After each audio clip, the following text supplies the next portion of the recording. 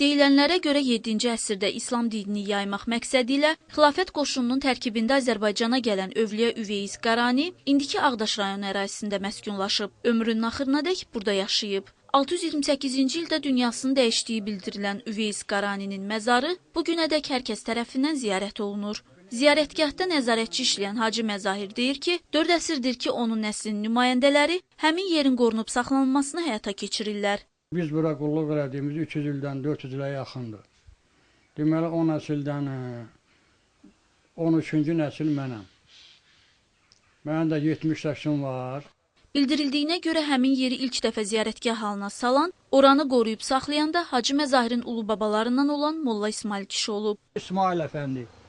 Bunun da qəbri də budur. Bunu təsadüfi burada yazır ki, 1124'dür burada.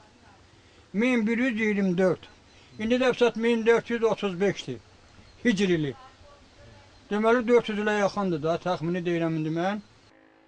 Ziyarətgahda əsas diqqət çəkən isə içərisində Üveyiz Qaraninin məzarı olan tikilinin üstünün açıq olmasıdır. Hacı Məzahir deyir ki, hələ 100 illər bundan öncə bu tikilinin üstünü bir neçə dəfə örtməyə çalışsalar da dam örtüyü öz-özünə uçub. Birinci evliyaların qəbri yağışdan, qardan nur götürür. Bu bir. İkinci də dedi, sizdən qabaq onu ata-babanız 2 dəfə qaytırıbdır, götürməyibdir. Hələ o yerə təndolar söhbət edirlərdi ki, o qayran o suya deyir ki, baba, gəl mənim üstümə hancaq örtmüşsən, elə də mənim üstümə açarsan.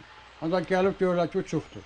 Qeyd edək ki, haqqında danışdığımız ziyarətgah Ağdaş rayonunun Xınaxlı kəndində yerləşir. Elnar İbrahimova, Elçin Baxşalzadə, Samir Mirzəliyev, Ağdaş.